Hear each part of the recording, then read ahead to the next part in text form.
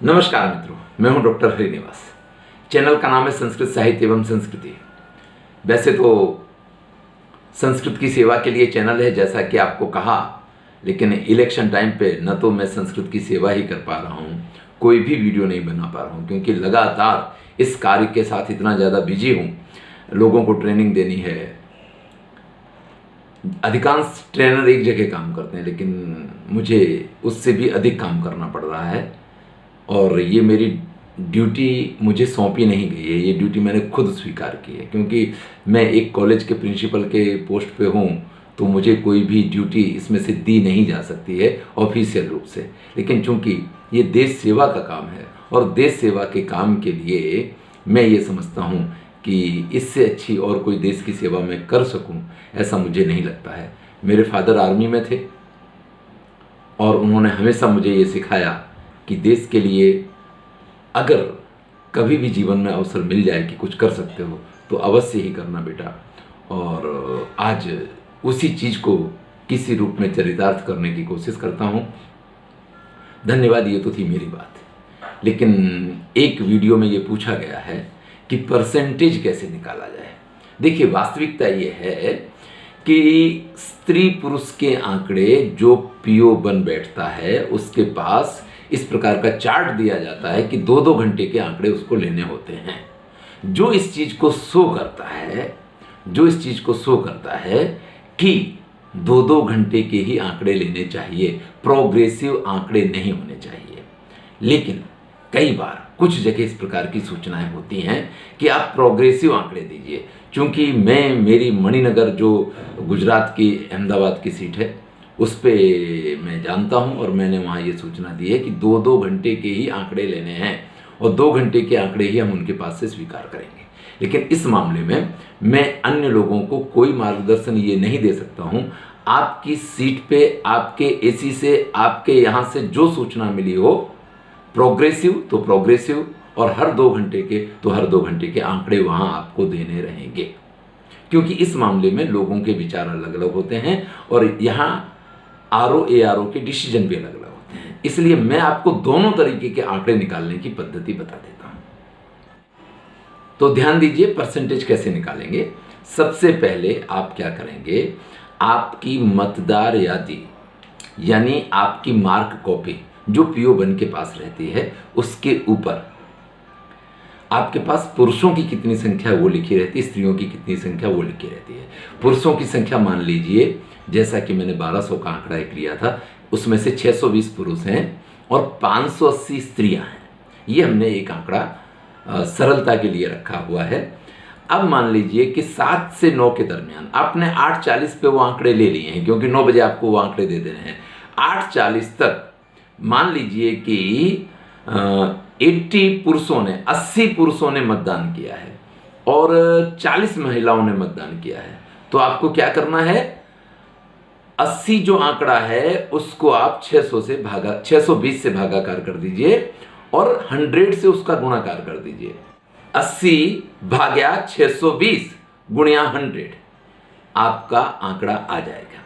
इसी प्रकार से जितने स्त्रियों ने मतदान किया है, मान लीजिए 40 स्त्रियों ने मतदान किया है, तो 40 भागा 580 और गुणिया 100, वहां आपका आंकड़ा आ जाएगा। तो ये हुआ आपका हर 2 घंटे का। मान लीजिए दूसरे 2 घंटे का निकालना है, तो दूसरे 2 घंटे में मान लिया कि पुरुषों की संख्या 60 हो गई, स्त्रियों की संख्या हो सकता है कि 70 हो जाए, 70 हो जाए। तो इस स्थिति में आपके पास जो स्त्री पुरुष के आंकड़े आपके 620 और 580 निश्चित हैं, उनसे इनको आप भाग देते जाइए और 100 से गुणा करते जाइए। आपका परसेंटेज निकलता चला जाएगा हर 2 घंटे का। अगर मान लीजिए कि आपको प्रोग्रेसिव देना है, एक साथ में देना है, यही आपको सूचना दी गई है, तो आप क्या करेंगे? पहले 2 घंटे में तो प्रोग्रेसिव हो नहीं सकता है, क्योंकि वही 2 घंटे हैं। लेकिन बाद के 2 घंटे में आप टोटल पहले 2 घंटे के स्त्री और दूसरे 2 घंटे के स्त्री, उन दोनों का टोटल करेंगे और उन दोनों के टोटल को आप भाग देंगे अपने 580 से। पुरुषों का दोनों का टोटल करेंगे, भाग देंगे 620 से और गुणिया 100 करेंगे, तो आपका 4 घंटे का निकल जाएगा। इसी प्रकार से आप स्त्री पुरुषों की संख्या को टोटल करते जाइए और टोटल जो आपकी संख्या उससे भाग देते जाइए। आपके ये प्रोग्रेसिव आंकड़े मिलते जाएंगे और हर 2 घंटे के लेने तो वो भी आप ले सकते हैं। लेकिन जैसा कि मैंने आपसे कहा कि मैंने अपने यहाँ इस प्रकार की सूचनाएं जनरेट की गई हैं और हमने ये कहा कि हर 2 घंटे के आंकड़े ही आपको देने हैं। आप जब अपनी प्रिसाइडिंग ऑफिसर की डायरी उठाएंगे तो उसमें क्लियर लिखा होगा कि 7 से 9 के आंकड़े, 9 से 11 के आंकड़े, 11 से 1 के आंकड़े।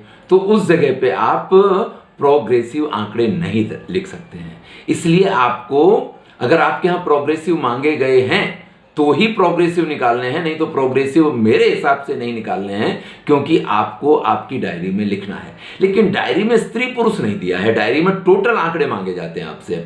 लेकिन अगर हम अपनी सुविधा चाहते हैं तो हम ये कर सकते हैं कि जहां 7 से 9 के आंकड़े मांगे गए हैं उसके सामने हम ऊपर लिख दें एम, बागल में लिख दें एफ, या ऊपर लिख दें पुरुष और स्त्री, और पुरुष के नीचे पुरुष के आंकड़े, स्त्री के नीचे स्त्री के आंकड़े लिखते जाएं, और लास्ट में हम उसका टोटल करके टोटल परसेंटेज बता सकते हैं। और देखिए, टोटल परसेंटेज निकालने के लिए जैसे मैंने कहा कि टोटल संख्या से भी आप निकाल सकते हैं और उसका टोटल करके नीचे जाएंगे तो भी वो परसेंटेज आपको मिल जाएगा। तो परसेंटेज निकालने की पद्धति है। फिर हो सकता है आपके यहाँ अन्य भी हों, और अगर आपके यहाँ अन्य है तो उसको अन्य से आप गुणाकार भागाकार करेंगे, जो भी हमने आपको बताया है।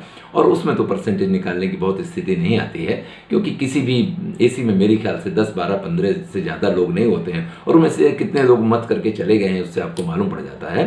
तो ये तीनों प्रकार के आंकड़े होते हैं, जबकि जगह आपके पास 2 ही प्रकार के आंकड़े की होती है। पूछे आपसे स्त्री पुरुष के आंकड़े जाते हैं, लेकिन अगर आपके यहाँ कोई अन्य है और वो मतदान करके गया तो उसके आंकड़े आप बता देंगे। अब सबके पास कैलकुलेटर होते हैं इस समय, तो कैलकुलेटर होने की वजह से किसी को परेशानी नहीं है। जैसे मैं आपको एक सामान्य उदाहरण देता हूँ। मैंने कहा था कि 600 अगर आपके यहाँ मतदाता हैं पुरुष और 60 लोगों ने मतदान किया तो 10% हुआ। 10 कैसे निकला? 600 से हमने 60 को भाग किया तो 0.10% आया।